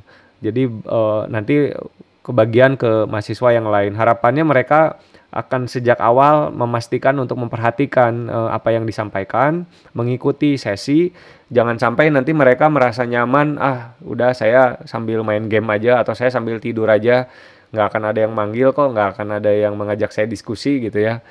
Itu kalau kita rubah misalnya dengan adanya teknik seperti snowball ini, mereka akan dalam tanda kutip awalnya mungkin terancam ya, karena harus siap-siap nanti kalau harus ditanya ya harus bisa nyambung obrolannya, diskusinya. Nah mudah-mudahan ini bisa membantu juga. Yang ketiga, kolaboratif screen project. Ini misalnya gini, saya kebayang kalau di ekonomi ada bikin bisnis kanvas ya. Karena kemarin juga saya mendampingi mahasiswa kewirausahaan. Itu bikin bisnis kanvas kan ada aplikasi berbasis web ya Bapak Ibu. Namanya canvanizer.com. Jadi mahasiswa bisa dengan aksesnya masing-masing, mereka menambahkan, mengurangi, menggeser dari setiap komponen dari bisnis kanvas model tersebut gitu. Jadi kolaboratif screen projects akan menjadi satu hal yang memberikan suasana belajar lebih interaktif gitu. Dan Bapak Ibu bisa posisinya lebih sebagai fasilitator. Yang keempat, gamification approach. Di sini ada semacam suasana yang kompetitif yang dibangun. Misalnya Bapak Ibu menggunakan online polls atau quiz. Misalnya ada yang disebut dengan Kahoot. Nah Kahoot ini sebetulnya quiz yang nanti bisa kelihatan durasi waktunya, skor nilainya, siapa yang tertinggi, siapa yang selesai duluan. Itu biasanya kalau mahasiswa kalau dikasih situasi kompetitif bisa lebih interaktif mereka, bisa lebih semangat. Mungkin itu bisa dicoba. Kalau online polls, ini ada beberapa yang sebetulnya di Zoom sudah ada polling yang bisa dinyalakan. Atau ada beberapa website biasanya ini bisa digunakan untuk menampilkan data secara real time juga. Selanjutnya yang kelima, coba melakukan diskusi atau menjawab pertanyaan yang ada dari chat message. Nah, bedanya gini, kalau itu kan sebetulnya Bapak Ibu udah biasa banget ya menjawab, merespon apa yang ada di pertanyaan. Nah, ini sebagai contoh saya ingin menayangkan sebentar. Waktu saya bikin sesi YouTube live stream, selain Zoom, Google Meet, saya juga sering menggunakan live stream. Ketika ada yang bertanya, ini saya bisa tampilkan seperti ini, Bapak Ibu. Jadi mahasiswa katanya sih seneng, oh namanya jadi muncul di layar, pertanyaannya juga muncul di sana. Terus saya kemudian akan mencoba menjawab satu-satu dari pertanyaan seperti ini gitu. Dan ini ada aplikasi tambahan lagi yang bisa kita gunakan sehingga mahasiswa merasa ada engagement dengan kita juga gitu. Jadi meskipun klasik ya menjawab pertanyaan dari chat, tapi ini ada cara lainnya untuk memberikan suasana lebih meriah gitu. Selanjutnya alternatif dalam teknik presentasi, ini semua yang saya sampaikan Bapak Ibu. Saya menyampaikan berdasarkan contoh yang memang selama ini saya lakukan. Mungkin dari awal kalau buat Bapak Ibu yang mengikuti bisa melihat beberapa variasi teknik presentasi yang saya gunakan. Tetapi dari sisi tampilan juga sebetulnya saya punya beberapa versi seperti ini, video sayanya misalnya lebih besar, ada juga ini buat lucu-lucuan atau juga bisa untuk memeriahkan suasana, kita punya tampilan lagi yang berbeda. Kemudian saya juga bisa menampilkan sebetulnya ada website atau barangkali tadi ada pertanyaan terkait device. Saya juga menyiapkan gambar, kalau ditanya pakai mic apa yang kira-kira sekarang bagus, mungkin saya bisa kasih rekomendasi seperti ini. Ini adalah salah satu tipe mic USB yang bisa koneksi dengan laptop. Gunanya adalah untuk memberikan, kalau tadi virtual presence, nah kalau mic itu bisa memberikan audio presence lebih bagus. Karena sebetulnya udah sering kejadian ya kalau kita ngajar bisa jadi anak saya juga suka masuk kamar, kedengeran suara tukang jualan di luar, itu kan memberikan suasana tidak formal lagi gitu. Akan menurunkan lagi ya presence kita ya, professional presence kita, dan ternyata dengan menggunakan mic khusus yang memiliki fitur noise cancelling, setidaknya area sekitar itu akan teredam, tetapi dia akan lebih banyak mengambil suara yang dekat dengan mic gitu. Menurut saya sih ini menjadi hal yang penting juga. Barangkali saya bisa memberikan kesempatan untuk tanya jawab lagi, Bapak Ibu. Saya lebih senang diskusi sebetulnya, mangga. Baik, silakan Bapak Ibu. Izin bertanya, Pak Maman, saya Pak. Yuk. Izin bertanya saya Pak Mamannya. Atau ada siapa nih? Pak Rudi, saya Pak. Ya. Tadi Ibu siapa yang sebelum Bapak? Yang Fitri. Oh, Bu Fitri ya, Bu. Nanti setelah Bu Fitri, Pak Rudi ya? Enggak. Terima kasih paparannya, Pak. Tapi untuk kelas saya, kebetulan kebanyakan menggunakan Google Meet. Karena kan kalau Zoom harus berbayar ya, agar 2 jam itu tidak kepotong. Nah, untuk Google Meet, apakah fiturnya seperti Zoom juga? Karena kalau pengalaman saya, dia agak, terutama pada saat UAS, kita nggak bisa ngelihat live mahasiswa, muka mahasiswa, kamera mahasiswa secara langsung kan. Jadi kita mesti ngeklik mukanya supaya tahu mereka sedang apa, seperti itu.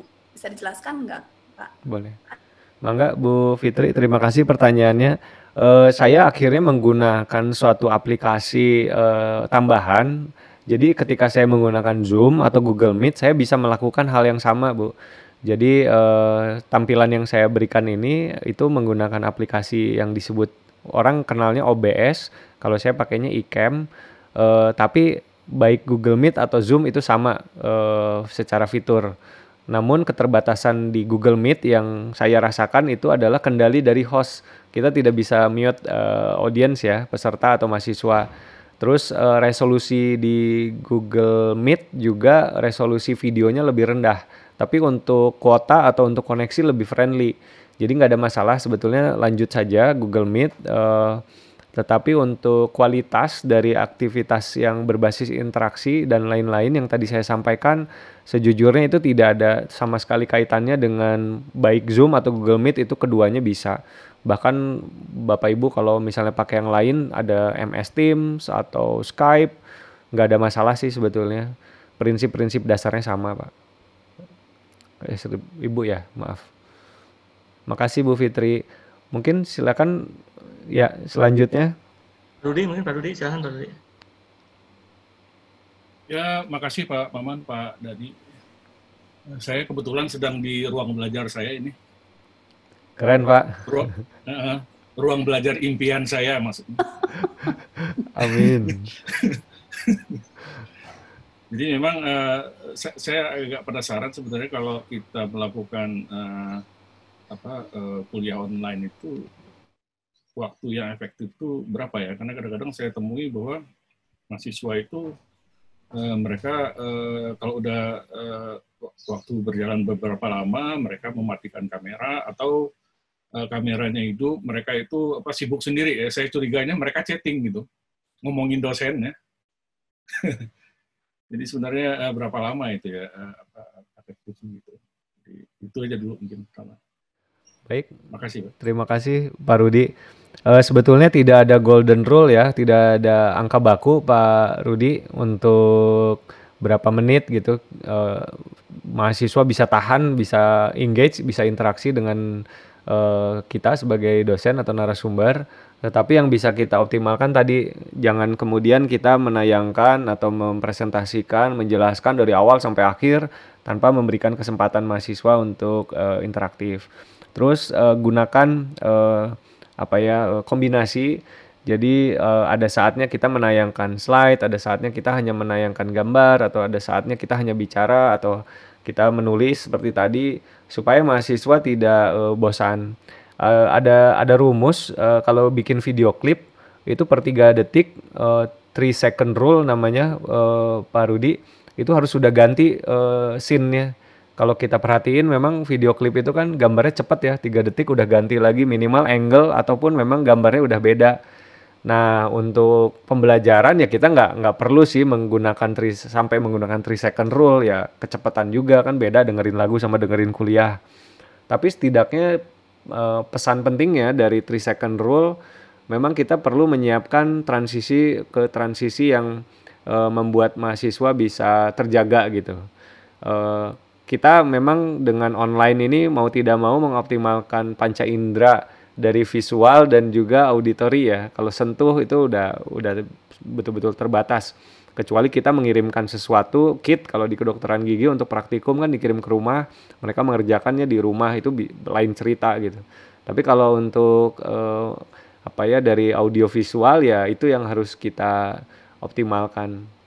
Saya sendiri malah suka nyetel lagu-lagu Pak. Jadi itu juga sesuatu yang mungkin bisa membantu menceriakan suasana, atau ada efek-efek gitu, applause gitu atau apa. Tapi ya masih termasuk gimmick sebetulnya sih itu. Tapi ya setidaknya itu ada upaya juga dari kita gitu. Kayak gini kedengeran nggak Pak Rudi ada lagunya Pak? Ini saya kecilin sih. Kedengeran. Saya kedengeran biasanya ya. Spotify dinyalain aja Spotify-nya gitu. Supaya ya itu juga memberikan suasana kayak di kafe mungkin ya, Bu. Atau ini ada tepuk tangan saya bisa. Gitu. Macam-macam sih sebetulnya bisa disiapin kalau buat meriahkan suasana mah. Ngambilnya mungkin dari itu. mana Pak Dani? Nah ini banyak cara ya. Kita bisa memang punya musiknya atau kita bisa stream saja dari playlist. Tapi memang ada, kalau di Zoom itu ada share komputer audio, itu bisa diaktifkan. Tapi harus share screen jadinya Bapak Ibu. Nah kalau saya pakai aplikasi tambahan namanya Loopback, itu jadinya nggak perlu share screen seperti tadi. Saya bisa kapanpun setel. Bahkan saya bisa juga nyetel animasi, nyetel gambar, itu lebih leluasa. Itu sih yang tadi saya bilang, itu sih kalau dibahas bakal super teknis sekali. Saya juga agak kesulitan, belum kebayang biasanya peserta atau Bapak Ibu kan beda-beda ya gadgetnya, harus satu-satu gitu. Nah itu mungkin saya perlu waktu. Tapi di YouTube itu banyak sekali Bapak Ibu kalau cari terkait hal ini, luar biasa lah resource yang lengkap gitu. Ya Pak Dani, kalau saya lihat di YouTube memang beberapa universitas di luar negeri yang menyelenggarakan pembelajaran online ini, bahkan universitas muka itu ya, malah nggak ada variasi sama sekali ya. Jadi dosennya itu hanya nayangin PPT terus ngomong aja 2 jam gitu ya. Yang saya herannya mahasiswanya kok tahan gitu ya. Tadi kita udah bahas bahwa ini ada dua sisi dari sisi pengajar dan juga dari sisi mahasiswanya gitu ya. Mereka tuh mahasiswanya bisa konsen gitu, lama tahan gitu, tabah gitu ya, staminanya kuat gitu ya. Jadi mungkin perlu juga kayaknya mahasiswa diedukasi juga ya mengenai bagaimana adjustment mereka terhadap pembelajaran online ini.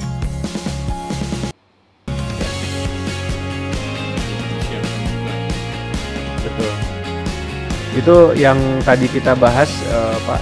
Jadi memang dibandingkan gimmick-gimmick yang bisa kita buat seperti ini, ternyata mempersiapkan mahasiswa untuk dewasa, mereka bisa bertanggung jawab secara mandiri ketika memang mereka sebagai mahasiswa memang bertanggung jawab untuk mempelajari apa yang disediakan, apa yang sudah disuguhkan, itu menjadi lebih mudah. Seperti di kedokteran gigi di luar negeri, kalau kayak di Amerika memang usianya beda ya, di sana lebih dewasa ya masuk kedokteran gigi karena sudah lewat jurusan kesehatan sebagai basic. Akhirnya mereka lebih mature. Jadi dikasih PowerPoint saja pun itu udah cukup sebetulnya karena mereka sudah punya kemampuan belajar mandiri yang kuat. Nah, saya juga berharap kita paralel saja, kita kuatkan pembekalan untuk mahasiswa dikuatkan, tetapi kita juga terus berupaya mengemas untuk menjadi lebih bagus. Jadi kalau dua-duanya jalan, saya pikir sih itu akan optimal. Tapi kalau tadi ya salah satu pihak gitu nggak jalan, mahasiswanya nggak ada motivasi, nggak berusaha, Bapak Ibu udah all out gitu, ya nggak ketemu di tengah jadinya. Jadi ya memang harus sama-sama Pak. Setuju saya Pak.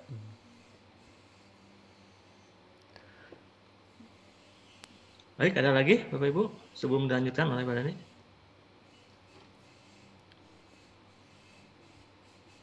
Baik, mungkin lanjut dulu Pak Dani. Maka Bapak Ibu, ini adalah aplikasi yang saya gunakan. Bapak Ibu kalau menggunakan semua platform ya, ini Windows, Mac, dan juga Linux, ini pilihan terbaiknya memang OBS Studio. Jadi di OBS Studio ini aplikasinya gratis. Di dalam OBS ini kita bisa membuat semacam broadcast system. Jadi kalau dilihat di gambar ini Bapak Ibu, misalnya ini ada video, oh ini videonya jadi mirip Pak Rudi ya Pak. Nggak sengaja ini Pak. Terus di sini kita bisa bikin ada footer, ada jam, ada grafik suara, apapun ini bisa kita ramu seperti yang saya lakukan di OBS Studio untuk kemudian nanti diarahkan baik itu ke Zoom atau ke Google Meet. Jadi nanti Bapak Ibu tuh mengkomposisinya di sini. Nah, sebagai contoh ini saya misalnya akan menayangkan beberapa variasi yang bisa saya munculkan. Sebentar. Misalnya ini saya munculkan seperti ini. Ada tulisan running text gitu. Ini juga mungkin bisa jadi cara lain untuk mengingatkan mahasiswa, ayo perhatikan perkuliahan yang berjalan ya apapun lah bahasanya. Itu running text. Kemudian ini mungkin tadi saya lupa ya untuk menayangkan ini di awal, kasihkan ngobrol. Mohon bersiap-siap, pastikan Anda sudah dalam keadaan nyaman dan kondusif untuk mengikuti sesi. Terus bisa juga saya tampilkan jam seperti ini Bapak Ibu. Atau saya bisa tampilkan countdown. Itu mungkin bisa jadi hal lain ya. Ya ada beberapa hal sebetulnya yang menjadi menarik kalau sudah kita ramu, tentunya kan dengan... Ini menggunakan OBS itu ya Pak Dani ya? Nah kebetulan karena saya pakai MacBook Pak, kalau MacBook itu saya nemunya lebih nyamannya pakai iCam. Tapi iCam ini memang berbayar. Sebetulnya dengan OBS juga bisa, Pak. Cuman di iCam ini nggak tahu kenapa lebih simpel. Tapi pakai OBS pun banyak kok orang pakai ini. Dan OBS gratis. Tapi kalau OBS saya itu yang pribadi One sekarang Button Studio ya? Yang One Button Studio? singkatannya One Button Studio ya Bu. Saya malah nggak tahu tuh. Nggak, soalnya ada yang switcher. Kalau switcher Ya, itu berbayar. gratis sih Bu. Kalau ini namanya OBS Studio namanya. OBS Studio tuh gratis. Jadi nanti kayak bikin tayangannya kayak di berita Bu. Ada tulisan di bawahnya nama kita misalnya. Terus ada tampilan lain seperti kalau saya kan ini ketika saya klik ini saya bisa menampilkan slide sama video saya dan ini transisinya bisa dibuat tidak terbatas sih sebetulnya. Itu Open Broadcaster Studio, Bu, OBS itu? Persis. Nah, yang itu Open Pak, Broadcaster Software, OBS itu? ya itu gratis Open Bapak Broadcaster Ibu. Software ya. Mungkin kalau nanti kita mau bikin sesi teknis bisa fokusnya di OBS ya. Tapi ya perlu ini ya Bapak Ibu perlu betul-betul apa ya kita kalau teknis tuh harus step by stepnya barengan lah ya gitu. Tapi ya ini standarnya yang memang sekarang dipakai. Biasanya sama panitia kayak wisuda kayak kemarin juga mungkin pakai ini sih. Terus saya juga biasanya suka nampilin logo seperti sebentar. Nah, seperti ini kan jadi ada logo saya. Terus Bapak Ibu misalnya mau nampilin logo Unpad juga bisa. Atau seperti ini juga bisa. Ya, inilah kreativitas bisa tidak terbatas Bapak Ibu kalau dengan aplikasi sejenis ini tinggal kreasi kita mau menonjolkan apa secara audiovisual ke mahasiswa kita. Tapi sekali lagi yang paling bagus sebetulnya kombinasi saja agar tidak monoton. Dan kita harus ketemu di tengah ya antara mahasiswa dan dosen supaya tidak terlalu jadinya usahanya hanya dari satu arah misalnya itu yang jadi nggak baik sebetulnya.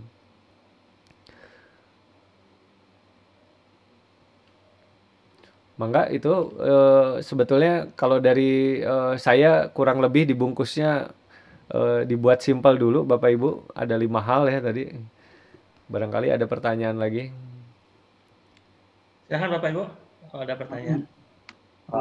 Wadek. Assalamualaikum. Kang Dani di chat itu Waalaikumsalam. agak banyak pertanyaan. Oh di chat ya, saya lagi nggak perhatiin. Baik. Maaf Pak Cupian, silahkan. Ya, saya ada pertanyaan dulu, Paman. Dani, ada nggak itu apa namanya bisa mengatur misalnya yang sudah masuk itu selama perkuliahan tidak bisa keluar. Oke. Jadi si mahasiswa itu ketika sudah Dikunci. masuk, ya ada. Eka, Pak Cupian. Enggak, atau gini, satu lagi saya perhatikan di beberapa webinar itu si peserta tidak bisa melihat peserta lainnya atau nggak tahu peserta lainnya itu siapa, ada berapa. Nah, ini saya akan tanya, apakah lebih efektif seperti ini supaya mahasiswa tidak terpengaruh oleh temennya gitu? Ya. Baik, Pak Cupian, makasih. Saya pikir gini ya, ini awalnya tentunya ada di learning contract ya Pak, yang perlu diperkuat. Karena sekarang juga menjadi apa dinamika yang dibicarakan Pak, apakah absensi itu kehadiran itu masih menjadi suatu kewajiban gitu.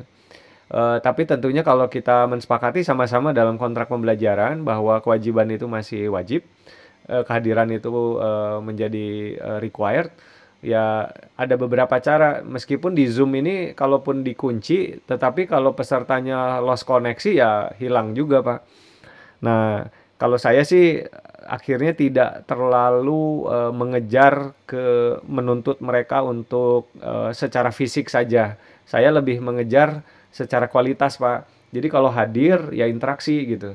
Kalau cuman hadir bisa saja sebetulnya dia multitasking, bisa mengerjakan hal yang lain yang belum tentu relevan. Jadi kehadiran saja seperti di kelas, Mahasiswa datang di kelas, fisiknya ada, tapi bisa jadi sebetulnya dia tidak ada di kelas karena dia memikirkan hal yang lain. Nah, ini kan sulit ya. Jadi lebih baik kita balik lagi menggugah tentang kedewasaan mereka, tanggung jawabnya mereka, tetapi dari sisi proses belajar ada assessment yang kita lakukan sehingga kita bisa memantau progres dari capaian pembelajaran pertemuan demi pertemuan. Kalau ada yang ternyata progresnya kurang baik, itu diatasi individual. Tentunya bisa dengan kerjasama juga dengan tadi, baik itu istilah tutor atau mentor. Sehingga pendekatannya personal ya, satu demi satu. Harapannya nanti di akhir semester udah solve, mahasiswa ini sudah kemudian menjadi lebih bertanggung jawab, lebih dewasa, dan belajarnya juga udah lebih bagus, hasilnya juga signifikan ternyata. Tapi ya memang kalau ternyata student body-nya atau jumlah mahasiswanya banyak, perlu dipikirkan strategi yang bisa melakukan filter lebih cepat ya, lebih awal. Jadi kalau misalnya beberapa kali pretest, ada mahasiswa yang hasilnya memang di bawah rata-rata, itu yang kemudian bisa kita anggap klaster untuk mendapatkan intervensi, Pak. Tapi dari sisi teknis, saya pikir secanggih apapun aplikasi, kalau mereka dikerem, dikunci gitu ya, tapi kalau mereka secara nggak benar-benar tune in sama kita ya percuma juga sih, Pak. Mungkin itu menurut pandangan hemat saya, Pak. Makasih. Terima kasih Pak Dani. Sama-sama. Silakan Bapak Ibu yang lain. Kalau ini nama dan merek mikrofon, kalau yang saya pakai ini Rode, ini dulu saya suka bikin video, akhirnya jadi saya nggak beli lagi, saya pakai aja. Meskipun ada mic lain yang lebih simpel, itu yang tadi yang saya tampilkan yang pakai USB ya. Yang USB ini contohnya seperti ini. Ini koneksi langsung ke laptop atau ke komputer Bapak Ibu, kualitas suaranya bisa disetel langsung, misalnya suara kita mau lebih empuk, mau lebih bass gitu, mau lebih menggemanya kayak berat gitu, itu bisa juga di mic-nya langsung. Ini saya sambil baca chat satu-satu, Pak Maman. Oh, ada yang bilang Bu Ratna bakal nambah properti nih katanya. Pak Dani kalau pakai iRig bisa nggak? Bisa Bu, bisa iRig. Itu iRig itu justru dia bisa koneksi sama HP juga ya Bu? Ya, tapi betul, jelek kalau ininya ini karena iRig saya punya yang versi lama. Jadi konektornya bukan yang gepeng, yang bulat. Jadi bulat ya? Iya, jadi banyak ininya, banyak noise-nya. Ya. iRig apa Bu Hilmi? iRig teh mic kanggo nyanyi. Oh. Baik.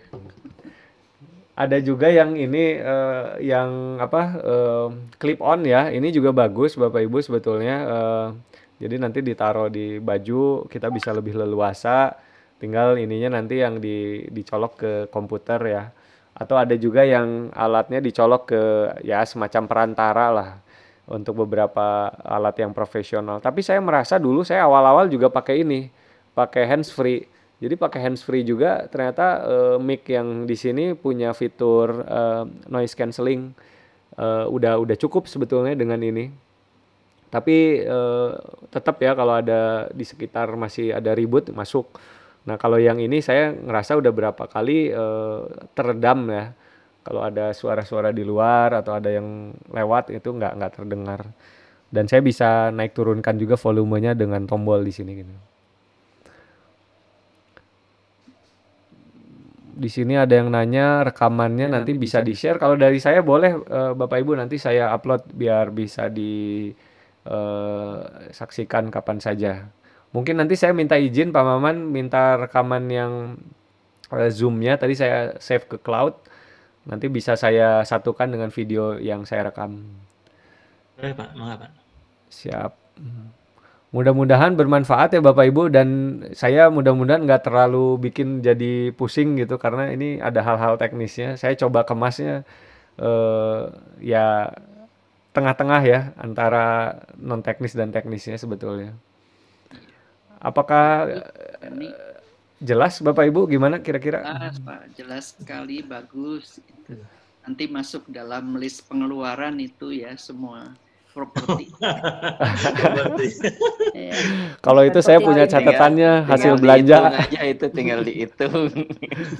Kalau boleh saya usul Pak Maman, barangkali dosen kalau bisa disiapkan di fakultas, artinya kalau memang ada kuliah-kuliah tertentu yang penting atau webinar yang audiensnya juga misalnya luas banyak gitu ya, mungkin bisa tinggal datang ke kampus. Ada satu ruangan yang sudah sangat siap gitu Bapak Ibu, tinggal ada penjadwalan, mungkin itu relatif bisa efektif ya. Menurut saya. Desainnya sudah ada Pak Dani, cuma alhamdulillah. Nanti tinggal eksekusinya aja. Alhamdulillah. Kita bisa. Di mana itu Pak Dani? Di mana Pak Dani itu Pak Dani? Lokasinya di mana itu? Di gedung apa? Oh itu Pak Maman itu yang punya rencana. Di gedung C. Oh. Dani, kalau personal ini total investasinya berapa Pak? Tuh langsung kan. Wih, boleh. Luar biasa. Saya mungkin sebutin aja ya Bapak Ibu. Rumunanya luas semua gitu. Iya, saya nyarinya juga yang miring-miring. Saya beli kamera yang saya gunakan ini belinya bekas Bapak Ibu, belinya harga di 3,7. Kalau beli baru memang bisa sampai harga 7 juta. Tapi saya pikir karena hanya Sony untuk ya pakai Sony. Ya. Ini saya juga belajar dari orang-orang yang jadi YouTuber sama game online. Katanya Sony mirrorless yang paling bagus. Tapi saya belinya Fuji yang Fuji juga bagus, Bu. Itu tapi lebih mahal. Yang ini saya Alpha 5100 dapat harga 3,7. Sebelumnya saya menggunakan ini, Bu. Bapak Ibu ada GoPro sebentar. Nah, ini GoPro ini sebetulnya lebih kecil. Ini juga cukup sebetulnya, tapi bedanya dia nggak ada layar yang bisa saya ngelihat dari depan gitu. Jadi ya udah kalau ada kamera di depan saya ya apa adanya mungkin yang ada di monitor. Tapi ini juga menjadi pilihan yang bagus. Kalau GoPro sekarang harganya di sekitar kalau saya tidak salah 4 juta dan ini portable, bisa dibawa di mana-mana. Kalau dengan dudukan seperti ini kan kita bisa taruh nanti di meja, kalaupun dimasukin ke tas masih termasuk compact gitu. Itu juga bisa dikoneksikan. Jadi tadi saya kisaran kamera sih harganya saya nggak mau lebih dari 4 juta. Terus beberapa jenis kamera seperti Sony atau Canon yang baru itu tidak perlu lagi video capture Bapak Ibu. Jadi bisa langsung nyambung ke laptop pakai kabel yang ada. Tapi kalau yang kamera lama ini harus ada video capture. Nah ini harganya kemarin pas lagi pandemik jadi mahal. Saya beli di harga 2,5. Tapi sekarang kalau pakai Canon yang baru atau Sony yang baru itu nggak perlu pakai video capture karena sekarang akhirnya karena permintaannya tinggi nggak perlu lagi pakai penyambung video capture. Kalau mic di harga sekitar 1,7 kalau yang ini, tapi ini udah lama sekali. Sebetulnya kalau alternatif di bawah 1 juta juga masih banyak Bapak Ibu. Tapi untuk mic yang seperti ini bukan yang saya pakai sebetulnya. Ini menjadi rekomendasi terbaik saat ini, namanya Blue Yeti. Blue Yeti ini di harga sekitar 3,5. Dan dia langsung koneksi ke laptop dengan USB. Selanjutnya kalau green screen, seperti green screen ini murah, 1 meternya 70.000 kalau saya nggak salah Bapak Ibu. Saya beli yang 3 meter. Kemudian ada dudukannya, mungkin hanya untuk green screen saja di angka sekitar 300.000 udah cukup. Tambah lagi lampu. Pak Dani, itu barusan seperti layar disimpan di belakang kita. Iya Bapak Ibu, ini saya pakai ada besi penyangganya. Besi penyangganya juga murah sih, 125.000 kalau nggak salah. Jadi kalau udah selesai kuliah atau udah selesai Zoom seperti ini, biasanya layarnya saya geser pindahin ke luar kamar. Gitu. Tapi ada alternatif lain juga, kalau ada tembok yang memang udah rata, virtual background udah bisa bagus sebetulnya. Kalau misalnya ada yang spot ternyata cukup cahaya dan juga ininya ya, angle-nya. Pak Dani, satu lagi itu naruh kameranya Pak Dani di mana ini posisinya? Oke, saya posisinya mungkin sebentar ya, saya bisa tunjukkan barangkali biar Bapak Ibu biar bisa ngelihat apa dapurnya ya. Ini izin saya matiin dulu kamera yang ini.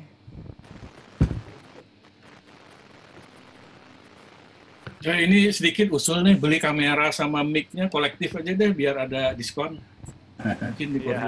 Mungkin dikoordinir oleh fakultas kali.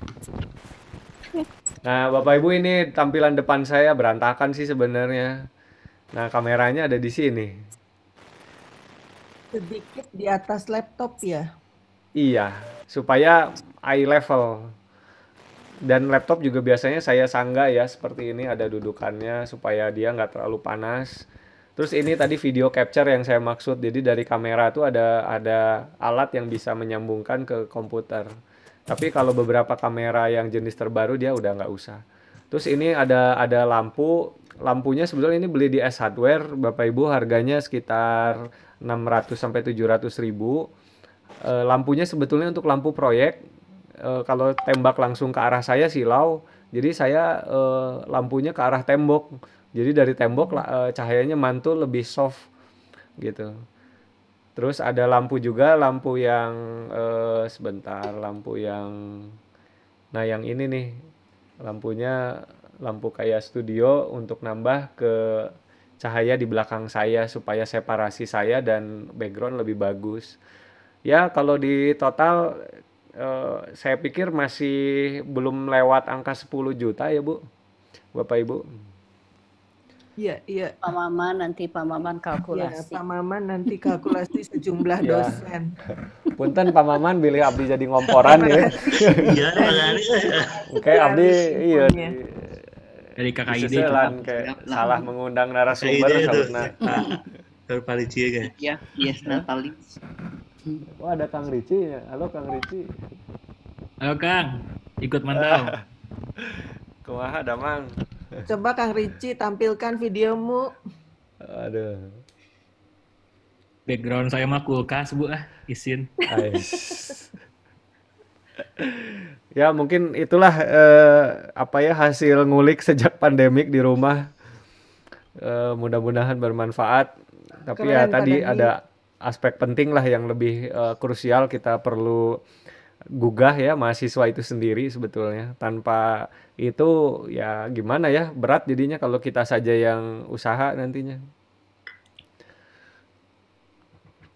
Baik. Mungkin Ada itu lagi saja Bapak dari Ibu, Pak silakan. Maman, mangga. Ya. Bapak Ibu, ada lagi? Kang Dani tadi yang menampilkan chat.